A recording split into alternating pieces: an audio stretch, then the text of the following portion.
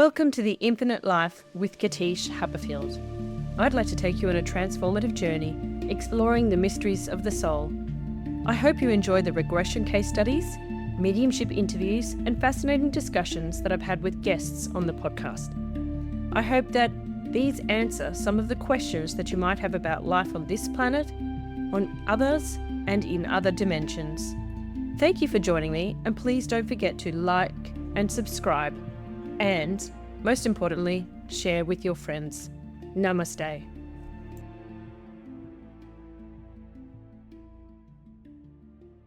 Welcome back to the Infinite Life with Katische Haberfield podcast. So we are in season 13 and I am having a conversations with Katische theme for this episode and this season of the podcast, where I bring on some interesting people who I've met through going on their podcasts, and also people that I've met through sticking out my podcast profile on Podmatch, people whose books I've read, and other connections that I have in the online and offline world, because I just think they're interesting and fascinating people. Mike, you're one of them.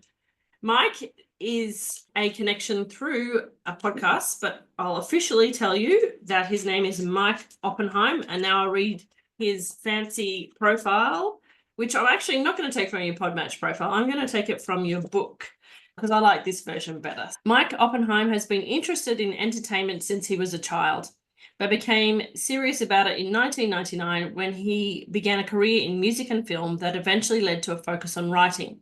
In 2006, he started his weekly essay series, The Casual Casuist, which continues to be featured online and in various print forms. In 2011, he earned an MFA from Mills College in creative fiction with his first novel, Dysfunction. 2 years later, he published his second novel, Baby Doll, the book, followed by Too True to Be Good in 2017 and The Apology in 2021. That same year, Mike and his wife Alana began their podcast, Coffin Talk, a weekly show that explores the meaning of death. In his spare time, Mike eats avocados, facilitates writing workshops, and hangs with his family. For more information, please visit mikeyop.com. So, officially welcome to the show. Thank you. And actually, I'd forgotten about that bio, that version. That's actually the best version. I'm going to go back, find the template for it, copy, paste it, and start reusing that, because that does sum it all up. Yeah. And it makes you laugh as well. So yeah. I still like avocados. Oh my gosh, yes. I actually bought 2 this morning, and I'm excited to have both tomorrow. Great. And so for people who are listening to this, you won't be able to see the one visual that I've got for you, but the reason that I wanted to talk to Mike, amongst other things, is we hadn't caught up about his book. Now, how do you pronounce the title of it? And it's a real word in English, but it also was the name of the first street I remember that I had to memorize as a kid, when you're like memorizing where you live to tell like the police or strangers or something. So I just always stuck Ardor, and I thought it would be a good name for a character.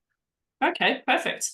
Now, you've been writing for a long time, and I've written small chapters to go into other people's books, but I've not published my own book as yet. So I wanted to have a chat to you about the books that you've written and why did you write this book, because this is the first one that I've actually purchased as a hardcover and brought home and read.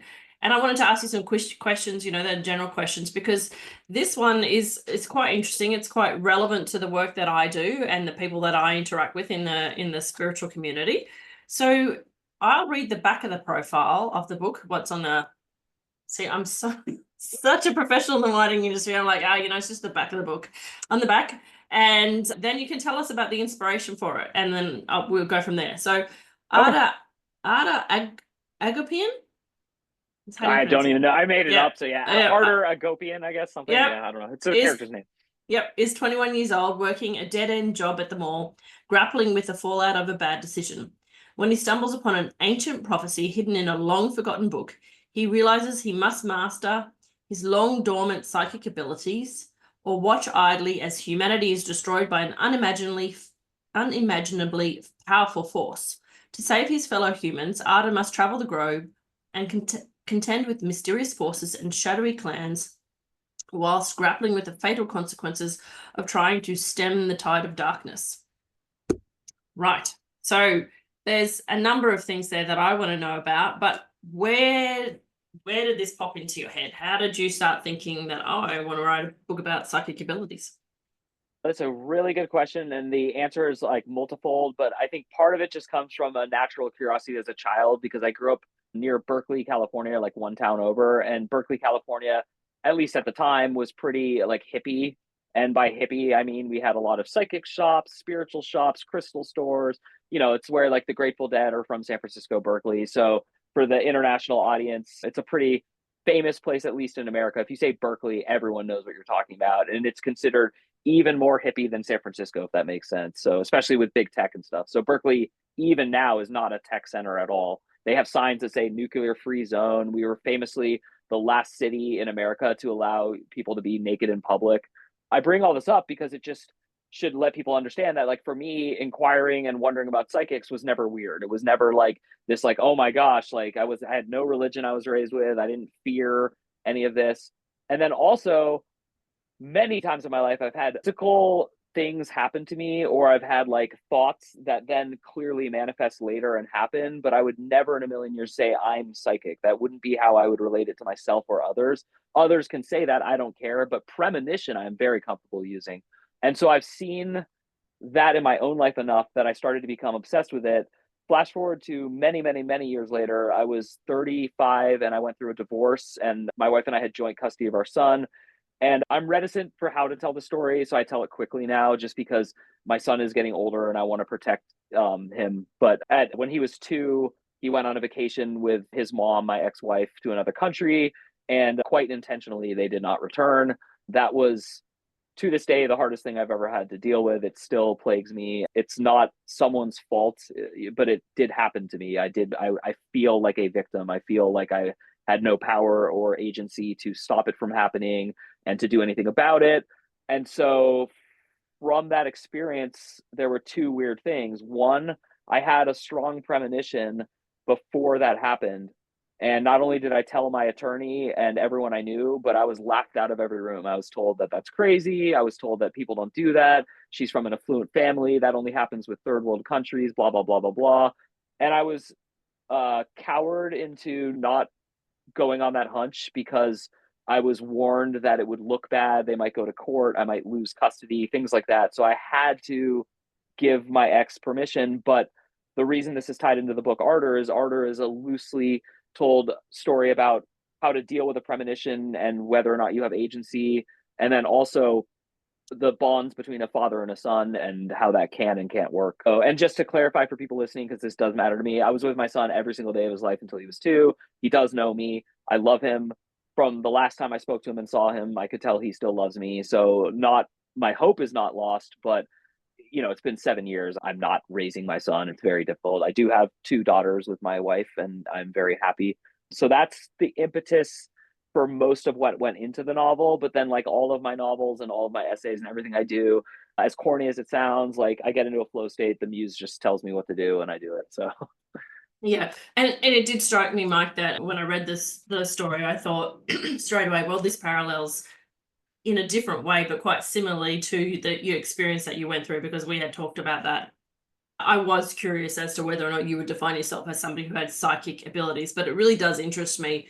And I find it very interesting that you had a premonition. I didn't know that part of it about what happened with your son, but I do know that you have also, because I know, and I won't go into the details obviously because it's private, but you and I both had a past life regression session, and you did receive spiritual guidance about the purpose of what you went through. So I find it fascinating how we can have spiritual guidance about something, but yet there's also a part of us that needs to write it out. And it does, we're humans at the end of the day, and we still need to explore all the different ways that we can grapple with what we have agreed to in the between lives realms, and the difference between that and then what it is to be physically human and go, I can't believe I agreed to that. Or, can we change that now? Can we stop this? Can we rip up that contract? Like all that sort of stuff is like, sometimes in my own world, and even this morning, I woke in the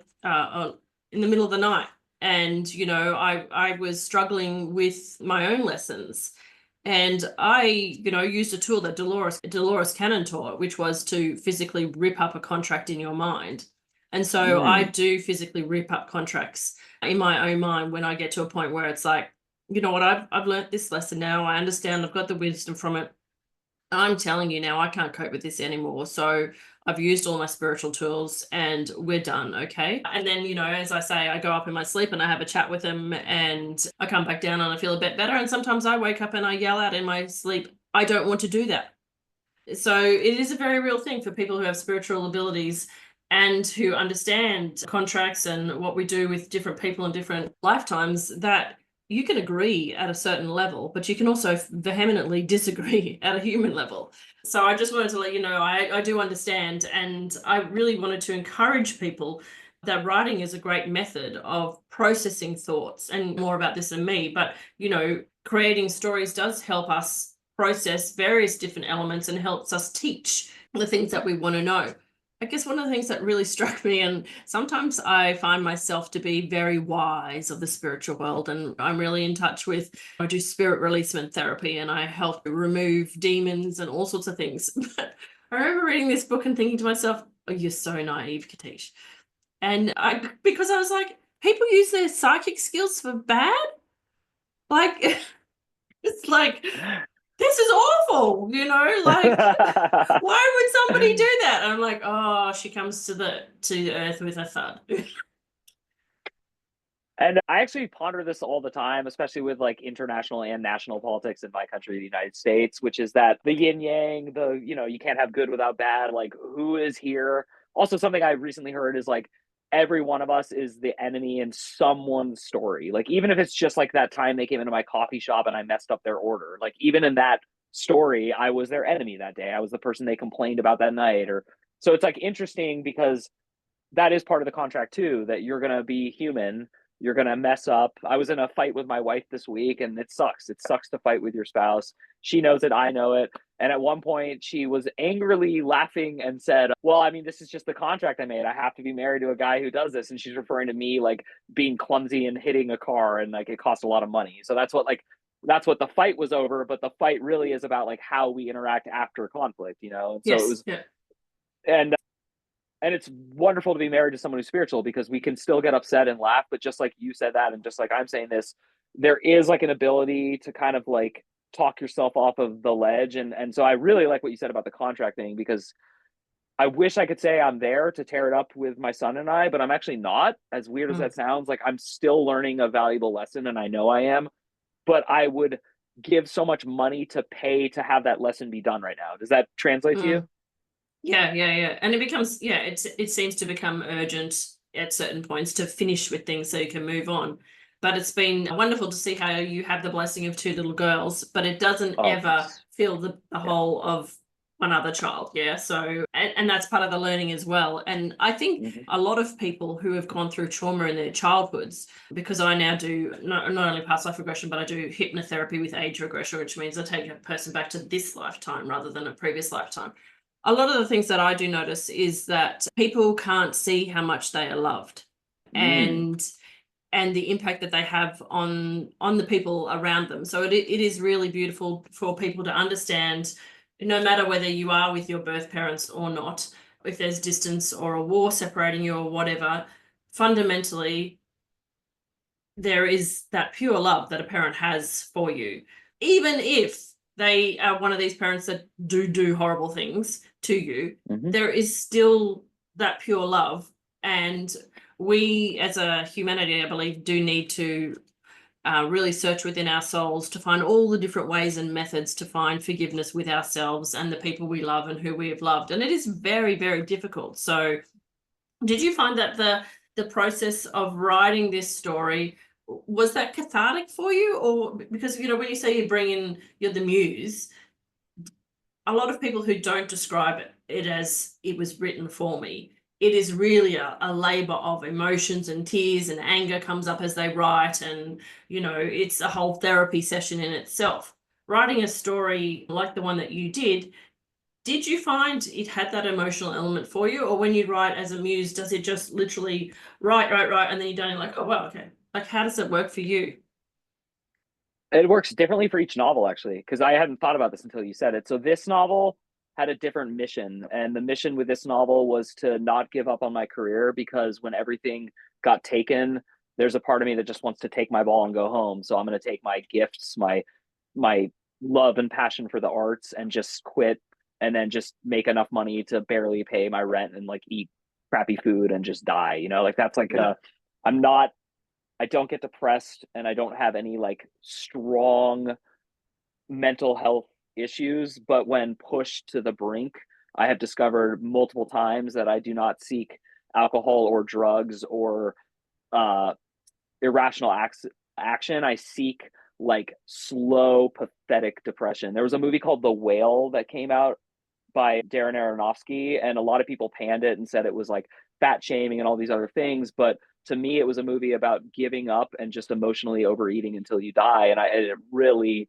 struck a strong chord with me of resonance, because that's exactly how in the movie, his husband has committed suicide, and he just can't handle it. And I like felt such a strong kinship with the character, because that's how I felt when my son was like removed from my life, for lack of a better word, when all of my ability to be the kind, loving father that I dreamed about since youth. And I also had visions my whole life of my like holding my son's hand and looking down at his like little cute black hair. And then one day, like shortly before he was taken, I was actually walking with him, and I looked down, and I just had this like, it wasn't deja vu, it was, oh, this dream came true. Like this dream since you were a little kid and you begged your parents for a little sibling and they said no for great reasons now, but and so it's like interesting that the one thing I really wanted to do was taken away, but also I have a lot to do with him being taken away, because I did file for divorce. I did like initiate the demise of the,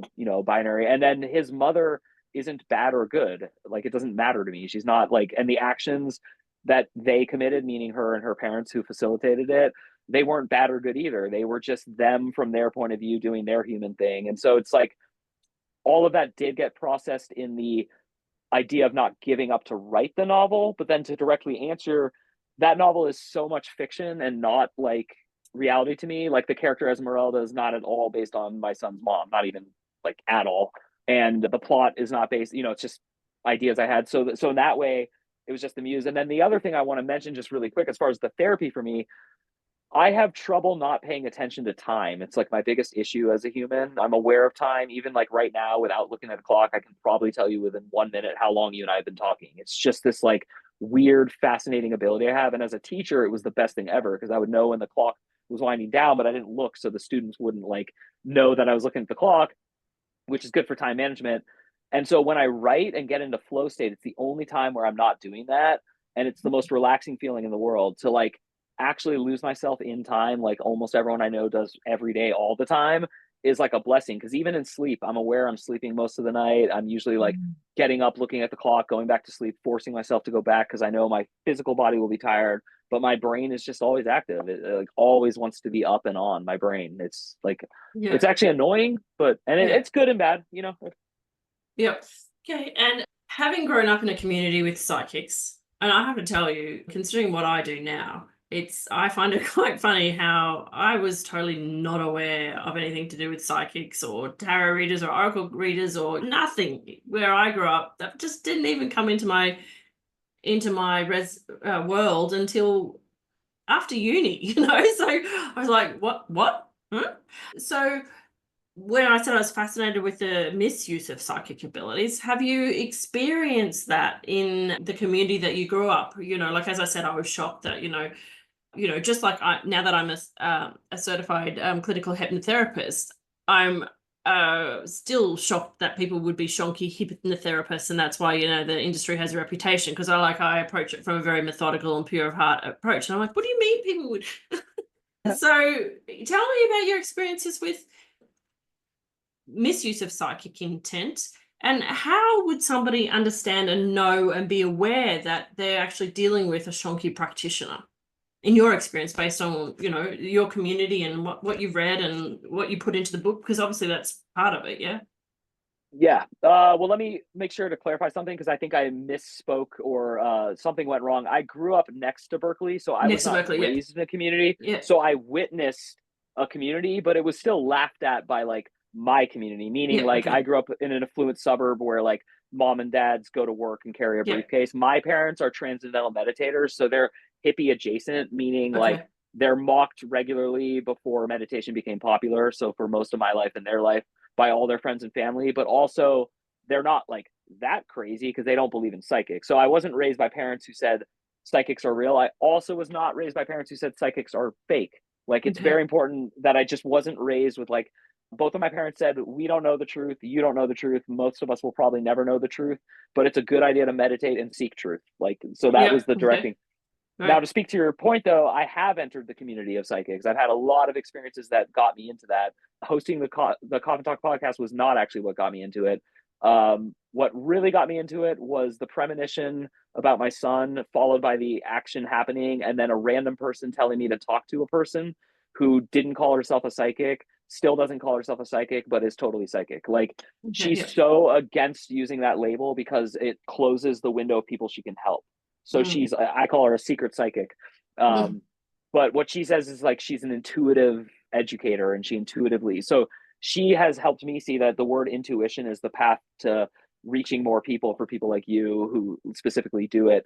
And also, I will say this to your credit, but also to people out there, there are a ton of frauds. I did research. There are a ton of frauds. There is a reason that our community is always going to suffer as long as there's an economy and money and fast grabs and that sort of attitude. So as long as like, and it's not capitalism, it could happen in commune, it doesn't matter. But as long as the incentive is to promise people something they're desperate for, because desperate people will pay more. But there are gifted people, there are real psychics. And also, I think the perception of what a psychic is very mixed across the globe. I think some people think a psychic is like, no, you're going to appear on an orange carpet on April 23rd. And like, that's not really what any of the psychics both fake and real would even do. Even the fake ones were good at faking what they're supposed to do. There's one psychic in Phoenix, Arizona that calls herself a psychic who I paid for twice, once to do research and the second time because she's real. She's the most real by the stereotypical Hollywood definition of a psychic person I met in my research. Most of the people I spoke to who are credible say the same thing. They say, I'm just reading your own mind back to you. It's not me. I'm not predicting the future. I'm seeing what you're manifesting. So if you change based on today's conversation, that will change. That's credible to me. That's what I buy. If someone's saying something different, I still wouldn't tell them, no, you're a fraud, because again, I don't know, but I can say with most certainty that we're in between this world before we come here. And then we become this fake thing that you call Katische, I call Mike, but we both know that that's not us. That's a carcass. The thing that wasn't here before here wasn't here before here or after here, because here and time is just only here. So therefore, I don't think it's fair to say that you can or cannot predict the future, because I don't know what that even means in the larger. So that's how I explain it to myself at night, which I do often, because it still happens. Now I know what a premonition feels like, and now I know to follow it, and it does help. That would be the other thing I would say, is like, it does help. So like, seeing you to have help with that is vital and important. And every sacred culture has had people like you who do it. And that's why I was bringing up the money part, is once we created jobs and an economy and like getting fired and laid off and hiring and paying rent, it confused the purpose of all souls on earth. I've had a lot of trouble with this. Is my purpose to write novels and have a giant ego and have people go, I recognize him, I read his book, he's good? Like, yeah, as a 5-year-old, that was 1000% my purpose. Was I want to hear he's good, because I don't hear that enough somewhere in my childhood. I don't get enough he's good attention. As I watched people who had less he's good attention go farther than me because they were more desperate for he's good attention, I started to make a connection between arts, entertainment, and fame, and how disastrous that is. So that's my version of what I'm talking about, because I don't think psychics are gunning for fame. And as a matter of fact, I am sure, and I'd love to ask you, I would just like to ask you the following question. Has it been more negative or positive with family members and friends in your life, the announcement that you are psychic? Like, how has that worked out? I don't call myself a psychic. So I call myself a past life regression therapist, a hypnotherapist, and a medium. Okay, I know that mediums have psychic abilities, and I know that somebody would call me psychic because I do have premonitions, but the psychic stuff is for myself and my own life. and specifically to help me navigate and understand fear.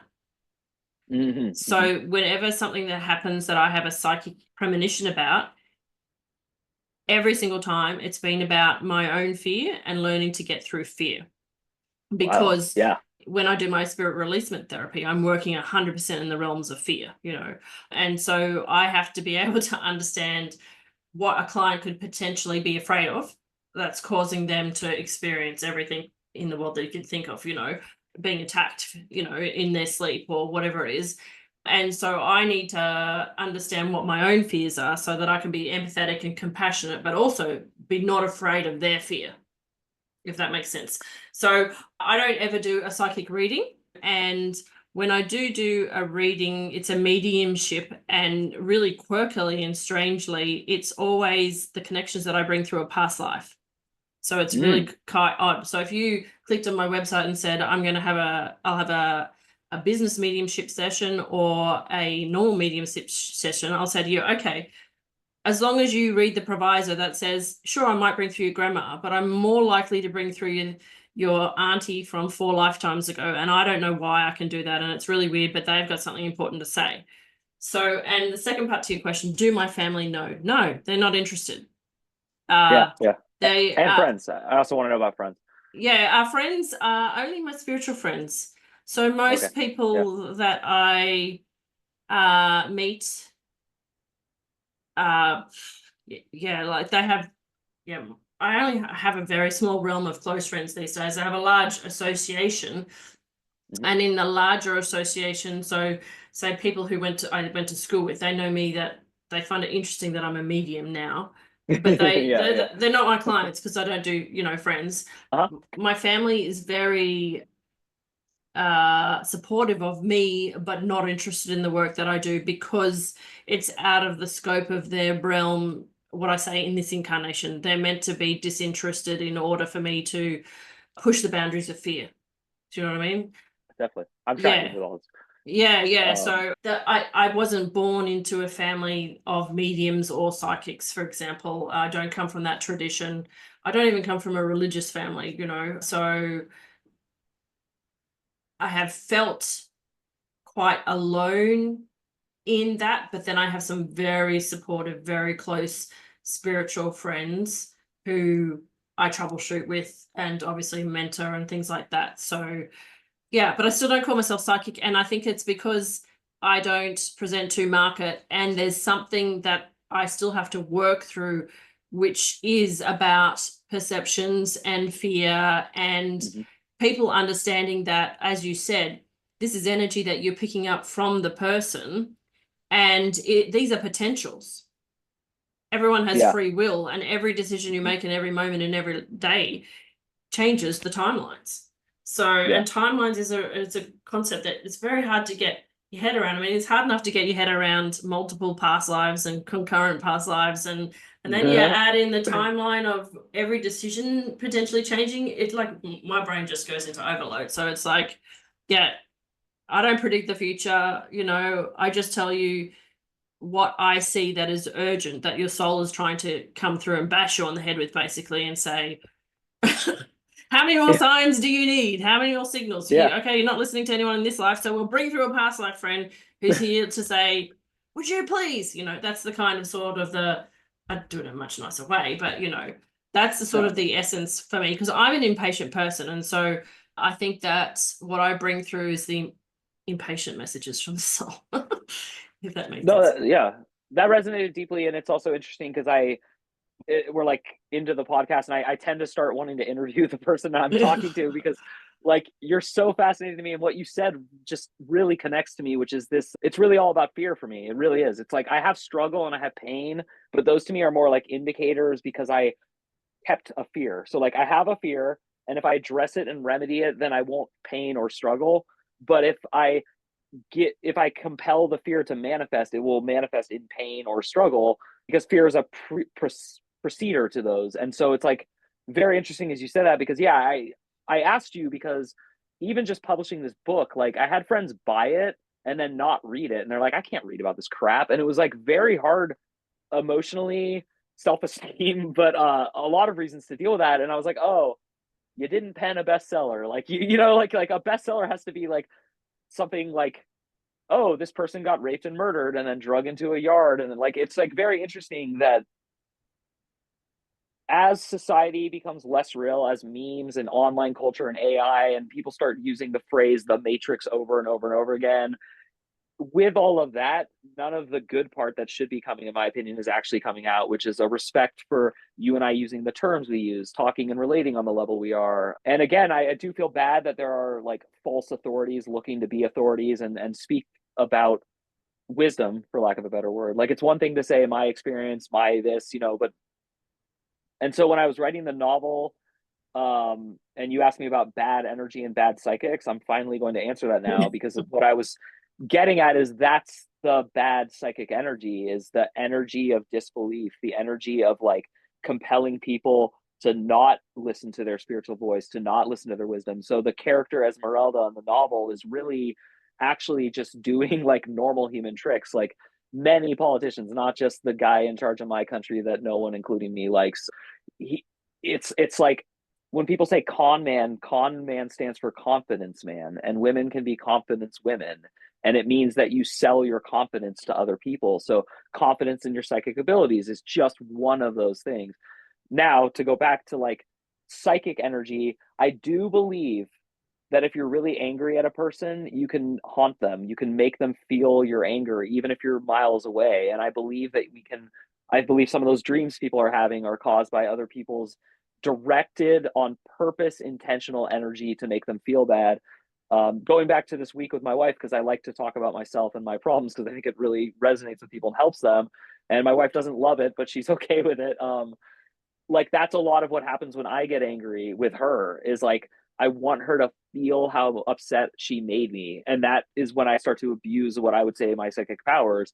And I have to work hard on that. And I'm not saying like I shoot electricity at my wife and make it's not like this movie thing, but it is real. Like, when you're angry and yelling at a person, even if the volume's off, they feel your rage. You can give your partner a look in a restaurant and they know, or they can give it to me. I should be more like honest. And they know the car ride home is going to be hell. Like, you just know that like you cross the line. And sometimes you do it with a stranger and you know you cross the line, you know you're never going to be able to apologize. Like, it's just not going to come up, which is a terrible feeling. I don't know if you've read this book, but you will love it. Oh, no, I haven't, but I will. It's called Tulpa Thought Forms. It's by C.W. Leadbeater. And this shows you what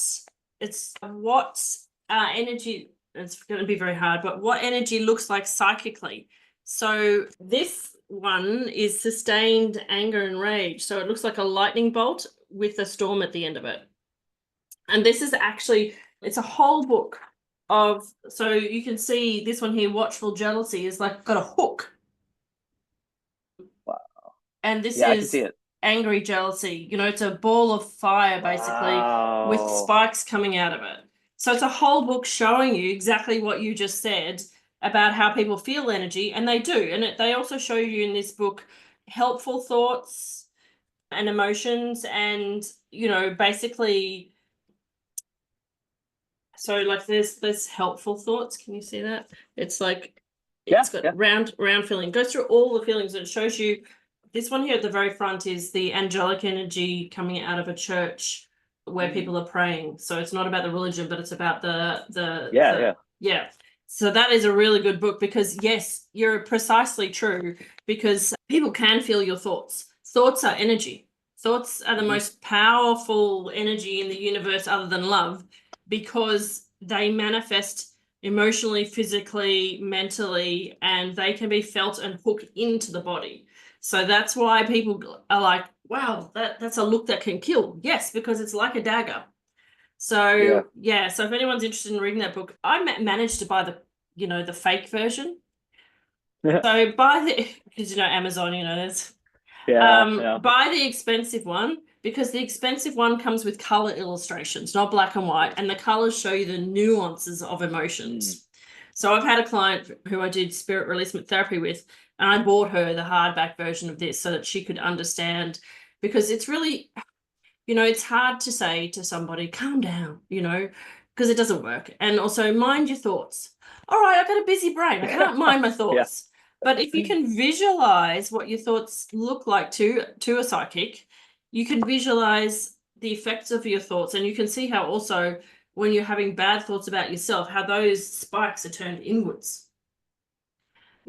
So it's, for me, it's a way that I visualize to people, yeah, okay, it's hard to be mindful of your thoughts, but have a look at it diagrammatically, and that will make more sense to you, so that at the same time that you're thinking a thought, rather than chastising yourself for being angry or whatever, you can say, oh, wow, I think I just threw one of those spikes, daggers, hooks, and I didn't mean it. I was just in the moment of emotion. I'm a human being, and it's important for me not to beat myself up on it. But if I can be more aware of it before it comes out, or I can modify that, because we need to express emotions, otherwise it turns into illness. But I also learned this beautiful technique. I think you might have had her. Have you had Tina Irwin on your podcast? Yes, I have. Yeah, she's wonderful. Tina, I did an interview with Tina awesome. last week, and the episode's coming out on Sunday, where she teaches us the rose petal visualization. We did the whole episode's about visualizations for vibration and spiritual protection. It's the best thing that I'm using it all the time at the moment. If you're feeling anxious, if you're feeling like you've got too many impatient thoughts, if you can't calm your mind down, then you visualize pink rose petals, right? And you visualize, they don't have to be with an angel, but I say, angels, please come in, fill my room or my house or my public space or wherever you are with rose petals. And then when you finish, could you please clean them up and take away the residual energy as well? No joke. It works. Within a few minutes, you feel yourself soften. You feel the energy in the room soften. You feel your anxious thoughts or your fast racing thoughts calm down. And then when you ask them and thank them for removing the residual energy, they take all the thought forms out with them. Because thought forms are actual beings. They're actual energy. And so what the rose petals, and so that's why people have lots of roses in their gardens. So they use rose essential oil because it's the highest frequency essential oil on the planet. And so when you visualize the rose petals, you'll notice that some people, if you have particularly good olfactory system, or the sense of smell is particularly strong for you, you can smell the rose petals into the room, and that just calms down your olfactory systems, and it helps you calm. And you can do it, you could be the one in the stinker, or somebody else in the house could be the one in the stinker. But if you're saying, I invite the angels to help everybody, then the whole room will calm down. So it's a beautiful technique that she taught me. And it's incredible. And I could feel it. I was partly doing it, and I could feel it actually happening as we spoke. And the reason I love it the most is that when I meditate, I often experience this. I get to a state, I don't know what it would be called, but it's transcending consciousness.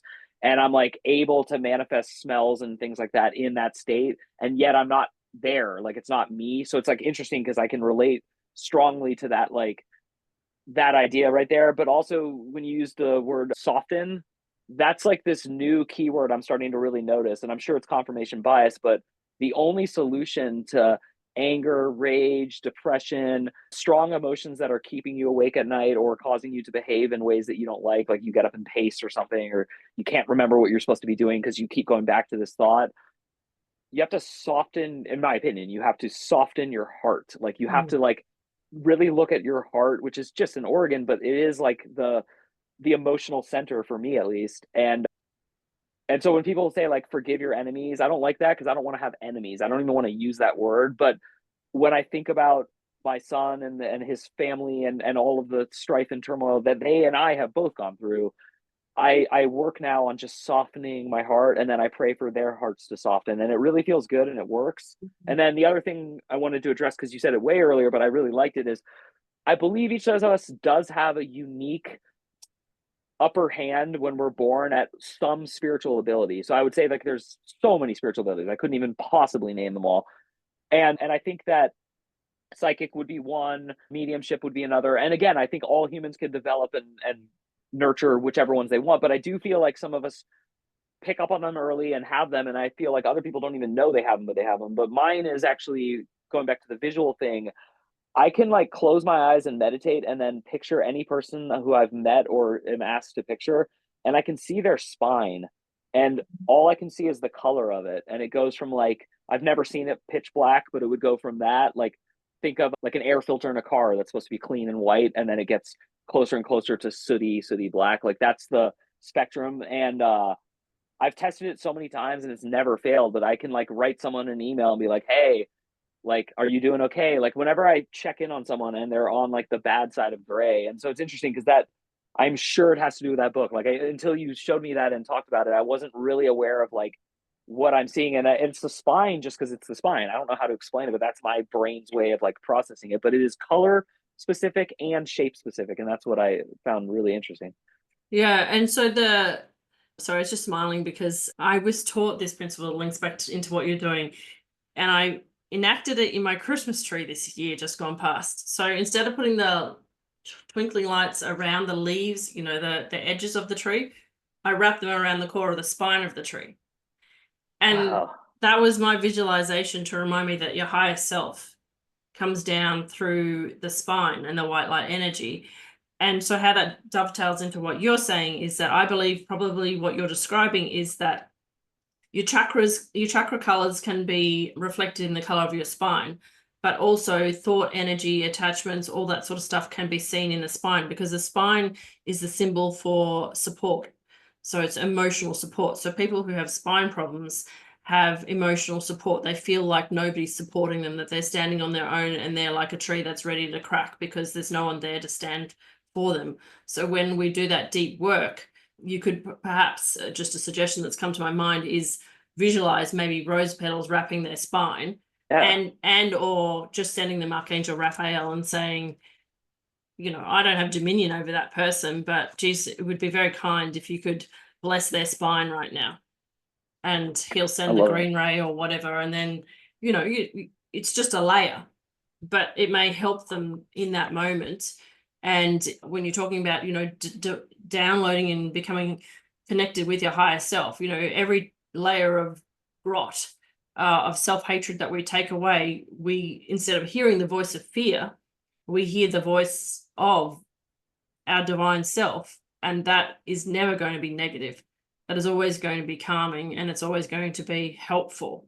So that's how I would, yeah, it's very interesting that you say that you can do that. Yeah, but yeah, people can do that, you know, if you see that, that's, yeah, part of your special skill.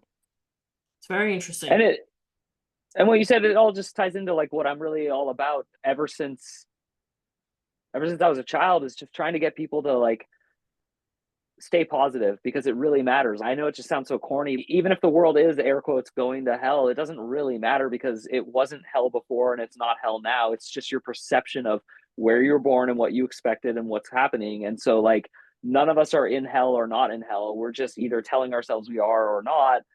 And to me, that has to do with the health of your spine, your chakra, your body. You said if you don't process emotions, this is the hardest thing in life for me is I don't understand how I'm supposed to process an emotion and not lose my mind. And yet, when I process emotions, I don't lose my mind and I feel better. But it's like the fear of processing an emotion for me as a boy from the 1980s from America is just absurdly high. It's not toxic masculinity, it's a totally different concept. It's this Yeah. like, yeah, and I don't know if boys in New Zealand, I don't know if like this is like whether it's Western culture, Eastern culture, or whether it's masculine driven, but I just know that like it's terrifying how few men I know, including myself, want to like have it's hard. I know you know what I'm trying to say, but I can't even Yeah. finish the sentence because it's Yeah. actually hard for me to talk about this. Not because I'm embarrassed. I just don't even have a good articulation of it. Yeah, I have two teenage boys, so I understand Oh, completely okay. because, yeah, we teach boys, don't cry, Yeah. toughen up, you'll be right, stiff Yep. upper lip or whatever. Yep.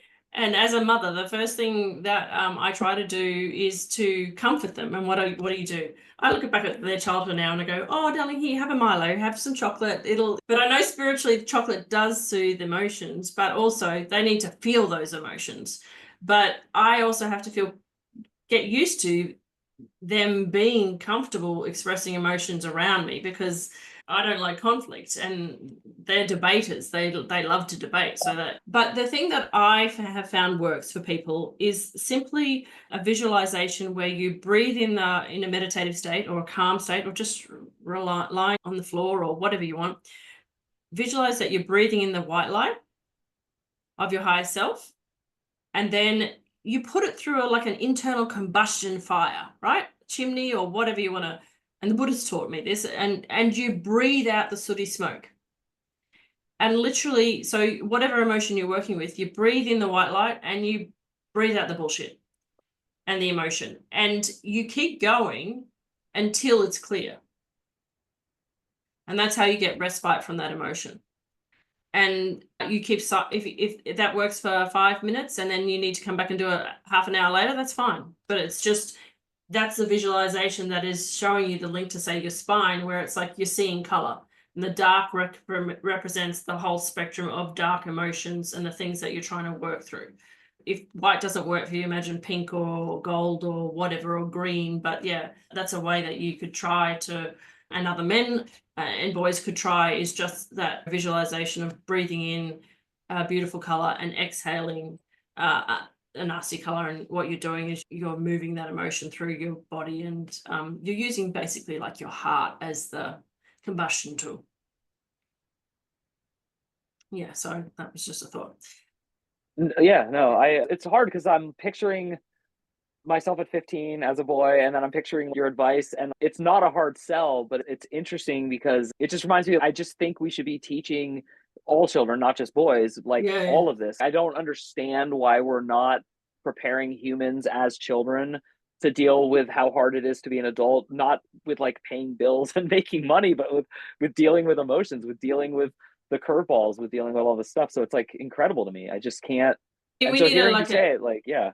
We need a curriculum within schools which is emotional intelligence and emotional processing alongside relationships, because you're thrown out into the world. What's the first thing that happens when you leave school? You find I have a girlfriend or a boyfriend. Bang!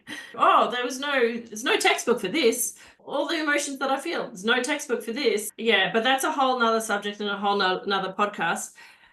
What would be your, in closing, because I want to respect your time, you've got a very small family, what would be your tips, 1 or 2 or 3 tips that you have for people who feel like they've got something to say and they're afraid of saying it, or in what format, or whether it should be story or nonfiction or just a blog or a podcast?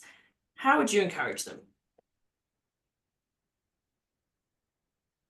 I have encouragement for the person who's sure they're supposed to say it, but I want to give caution.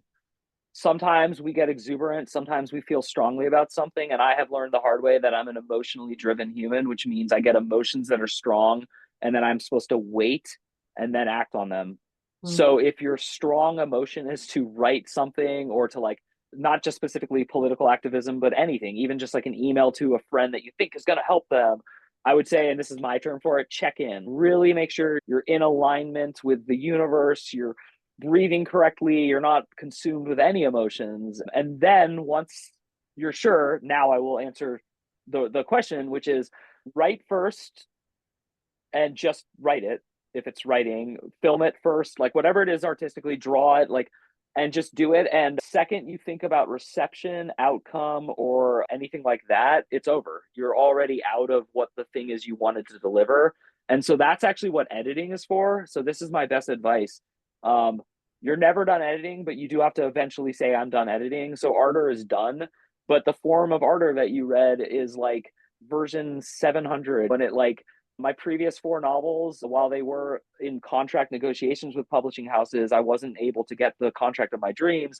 With Ardor, I worked longer and harder and edited more, and I got a contract. And it was not the contract of my dreams, but it was a contract, and it was like validation for something I needed. I don't think personally, I would recommend self-publishing. I would not recommend using traditional legacy media at this point. I would not. I've done both, and I also have an MFA and understand the business side of everything. The literary market is plunging. The nonfiction market is not plunging, but as far as like what your contract will be and how you could make a living off of it, it's all you promoting it anyway. So you might as well promote it yourself and get more profit. That's what I would tell anyone. But again, so we're talking about 3 things here now. We're talking about, is the idea itself good? Well, it's not about if it's good or not. It's about if it's really supposed to happen, if you're supposed to do it. Once you say yes to that, then it's don't think at all about it and just do it, and do it many, many times. And then edit with both, with your human and spiritual side, which is actually hard and a gift and something you have to develop. So I think most people know how to write. I think very few people know how to edit. And I think when you think you know how to edit, give yourself 5 more years and then you'll see that you still don't know how to edit. And then 20 years later, I can definitely edit now. I do understand like the process. It's more important than the writing itself. So as much as that angers people and they don't want to hear it, I was a teacher. I am a teacher at heart.